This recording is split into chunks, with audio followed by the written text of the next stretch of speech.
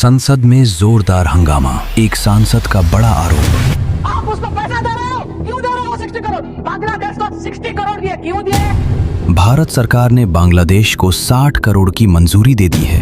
क्यों दिए? जब बांग्लादेश में हमारे हिंदुओं की हत्या होती है, हमारे ओडिया सैनिकों की हत्या होती है, और हमारा टैक्स का पैसा उसको बांग्लादेश को 60 करोड़ दे रहे हो, इससे लज्जाजनक बात हो ही नहीं सकती। सवाल ये है, अगर हम क्रिकेट के नाम पर देशभक्ति नापते हैं तो ये पैसा किस पैमाने से नापा जाएगा? पहले फैक्ट समझिए। भारत ने पिछले कई सालों में बांग्लादेश को लाइन ऑफ क्रेडिट के जरिए अरबों डॉलर की वित्तीय सहायता दी है। ये सड़क, रेल, बिजली और इंफ्रास्ट्रक्चर प्रोजेक्ट्स के लिए है। विदेश मंत्रालय की रिपोर्ट्स और सरकारी दस्तावेजों में ये दर्ज है। मतलब ये सीधा कैश गिफ्ट नहीं बल्कि रणनीतिक निवेश है। लेकिन अब दूसरी तस्वीर देखिए। जब एक क्रिकेटर जिसका राजनीति से कोई लेना देना नहीं IPL में खेलता है, हम उसे बॉयकॉट कर देते हैं। टीम मालिक शाहरुख खान को ट्रोल किया जाता है। पाकिस्तान से मैच बॉयकॉट, बांग्लादेश से मैच बॉयकॉट। क्यों? क्या क्रिकेट ही हमारी देशभक्ति का थर्मामीटर है? बांग्लादेश में हिंदुओं पर हमलों की खबरें आती हैं, मंदिरों में तोड़फोड़ होती है, गुस्सा आना स्वाभाविक है। लेकिन उसी समय